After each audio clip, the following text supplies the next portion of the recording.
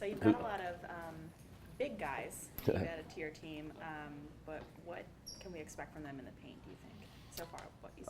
Well, you know, we definitely look better in the airport this year with some with our size, with the 5 new big guys. But hopefully, I will be able to figure out during this practice session what each of them are good at, what they need to get better at. And that's what this is really all about. It's like our spring football practice to try to assess what our new guys are got a chance to be effective at. Try to tailor our offense to our players every year, but you know, also teach them how to play hard. Make sure those big guys are going to rebound. That's a big. Doesn't help to be big if you don't dominate the paint. So we try to impart a little bit of our toughness level and how we try to do things to those guys, how to use their size and not just look good. You got to dominate. Coach, just one day of practice in already, but how different does this team look as you see him come out here this year? Oh, I mean, we're obviously a completely different basketball team, built last year around our 3 seniors. And defensively, we're going to be much different, but we got to find a way to be just as effective defensively. But because of our size, we might have to play some more zone, depending on the lineups we play. And we're not going to be able to do some of the things we were able to do with our versatility. Justin Jackson could guard your point guard, so could Titus Rubles. So that's the one thing about being big. You know, there's disadvantages to it as well. People try to bring your big guys out on the floor, so we got to figure out how we're going to be able to play our pick and roll defense. Be a big adjustment for us. So we need time to work on that because it makes it a different coverage for our guard. So not just for the big guy, but the guard that was last year he was switching. Now he's not in the pick and roll situation. So just a lot of different things, much different team. And then offensively, we got to figure out where we're going to get our bread buttered. And it'd be nice to be able to have 5 guys in double figures and average 80 a game. So that's our goal. You know, if we could get there, I'm not sure about that, but how we're going to get there, we're trying to figure that out right now as well. And try to figure out who's good at what. You know, again, with 7 new guys out there, it's a totally different dynamic. But our leadership's been good. You know, Shaq Thomas is being aggressive, which is something I'm really happy about. And he's got to be aggressive for us this year. Have you had any conversations with any of those guys specifically? You mentioned Shaq in there, but just guys you're like, hey, look, 3 seniors are gone. You guys got to step up now. Is there one? Oh, yeah. Well, we've had, you know, I had that conversation with all 5 of the returning guys that played last year. You know, those 5 guys got to make a huge difference for us this year. That, you know, they got to be aggressive at all times. They got to show leadership in every practice. Their intensity levels got to step up on a regular basis. Yeah, you know, those guys, they got to become SK and Justin and Titus. And they got to make sure they're bringing the intensity every day. The results will follow. Those guys got enough talent. They just got to play at the level of intensity that our seniors did last year. And it's just the process. You know, that's what makes college coaching fun. I think, you know, a lot of college basketball fans like that because you get to see kids evolve and develop. You know, guys aren't the same player year to year, and you got to make sure your guys continue to improve. We really hang our hat on that. You know, we've got to have guys improve. That's really how we've been able to get the job done around here. Mick, what do you most hope to take away from this trip to the Bahamas? From the crap table. Will you guys have some downtime? Oh yeah, no, we're absolutely. Team bonding is just as important as the practices and the X and O's. So you know, we've already got plans to do all kind of stuff together as a group. Obviously, for me, sunblock's important, but yeah, you know that all that stuff is important. You know, off the floor as well as on the floor. Especially when you got all these new guys. You know, you got to become a team that cares about each other and is willing to fight for each other to get wins. You know, when the going gets tough. So it's a huge advantage to be able to do this. It's my 3rd time doing it, and in my other seasons, we really reap the benefits just from the time spent together, maybe more so than the basketball piece. Mick, some of this experience for those guys has to be something that, you know, they'll never maybe do again in their lives, and the culture, seeing a different culture. I mean, that's something you don't learn in the classroom. And also, it's probably a good experience for these guys that lasts them a lifetime. Yeah, you know, that's another part of it that I'm sure that they want to see the beach.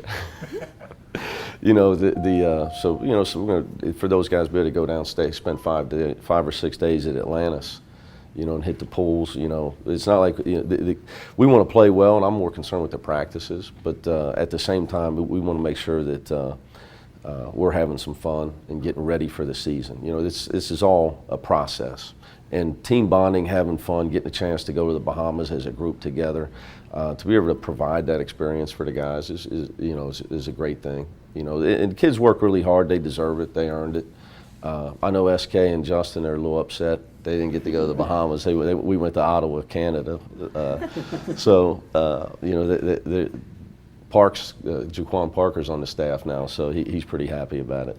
In the short time frame that you have, how hard is it to implement all the new stuff for these young guys, and then opposed to letting the older guys, the veterans, get their share as well, and do things they need to do to get themselves ready? It's kind of a split kind of for you in that short time frame. I think what I've tried to do the last 2 times I did this was just pick a few things we want to work on, and whatever those few things are, let's work on that. Like, so if you have a returning team, it's different. You got everybody back, you can fine tune your offense. You know, with this group, we got to learn how to play defense. We got 7 guys that have no idea how to play defense. When you're playing high school and junior college, you just kind of stand behind people and don't foul. Right. So for us, we got to learn how to defend, and we got to learn how to compete at the level that Cincinnati's used to competing at to try to win. You got to compete at a certain level to win a championship, and that's a big process part of it for us. So defense and competitiveness, really. And then the third part is we're just working on the individual offense, one-on-one skills, our shooting, really trying to put a lot of individual development time in. And when I watch the guys play one-on-one, the more I can see who's good at what. It allows me to try to assess what we need to do when we get back and get ready in the fall, and, you know, offensively, some of the things we're going to need to do so I can evaluate the guys. I know Octavius is excited to be back. How much has he changed as a player and as a person as you see him? Well, he's much older. You know, when I recruited Octavius, I thought redshirting, he'll be a backup for 2 years, and then for 2 years he'd be a really good player when he gets to 220. You know, now he's 6'10", 225, so he came in at 6'9", 185. You know, he had to run around the shower so he didn't go down the drain. So he's a different guy physically, but he's matured a lot. I think the biggest thing that the junior college guys come in with is they have no sense of entitlement. They've been riding on buses and eating McDonald's for pregame. You know, so there's a reason he's so happy to be here. I think it's good to have him back. You know, I love him, and you know, but a lot of it is the way we do things here. You know, he's happy to be back and living in University Park apartments, and the meal plan's a little bit different at this level than it is at junior college. So, but that's all good. You know, the guys need to see that. You know, and he can tell the guy, you know, some of the young guys, hey, trust me, you don't want to mess this up. This is as good as it gets, and he had to fight hard to get back here. So I'm proud of him. He did a great job in junior college, led his team to the national tournament. He was first team All-American, and he earned his way back. SK really did well in summer ball, I think. Do you still think he deserves a shot to play in the NBA? Oh, I'd be shocked if he didn't play in the NBA. In fact, what I try to tell him, you're better off not getting drafted late in the second round by a team that's going to just tell you to go to Europe, a team with 17 guys with guaranteed contracts and nowhere to put you.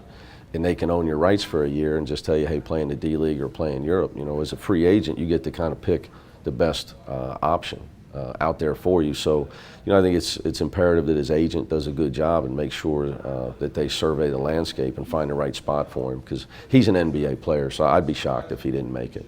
What's the biggest challenge of replacing a guy like that? You know, I don't even, it's just a different season. So I don't think about replacing SK or replacing Justin. It'd be different if they got hurt in the middle of last year, and then you got to try to figure out how to replace them. College basketball is, you know, we're used to guys graduating and guys moving on, so it's just part of what we do. You plan ahead for it, and it's just a whole different team. So, you know, I'm not looking for anybody to go out and average 22 a game. I'm all for somebody doing that, but I'm not putting that on one guy saying, well, hey, you got to replace SK. You know, whoever starts early in the season at 2 guard, I'm not looking for them to do what SK did. It's unrealistic. We got to find our identity as a team this year, and that's what this is about. Last year doesn't matter. You don't get to carry those wins over. When we get into conference play, everybody will be 0-0 again and try to figure out who wins the American. Is there anyone that's coming back that you see as taking on the leadership role, like Corey Copain or maybe Jermaine Sanders? Well, I'll be honest with you. I mean, I think all 5 of them are capable of it, and I want all 5 of them to do it. I didn't want to leave anybody out. Whether it's so Jermaine has been much more vocal, so is G. But I want to, and Shaq is really stepping to the plate. I think he's a guy that's got. We think we all know he's got great potential. He needs to be more consistent with his effort and aggressive at all times. But I wanted Kevin and Troy to feel a part of that too, because they're returning and they played a lot, and we need them to play well this year. So I just try to put on all 5 of those guys. You're going to determine our success this year, not just by how you play and how hard you play, but you got to pull these other guys up to our level. That's what we're about. You got to get these other guys up to playing at Cincinnati basketball with the same intensity. So they've all done a good job of it. I've tried to. I think as a coach, you try to empower guys. So I didn't want to eliminate any of those 5 guys from that and just put it on 1 or 2 guys. But Jermaine Sanders has talked more in the last 4 months than he has in 3 years. Right, G?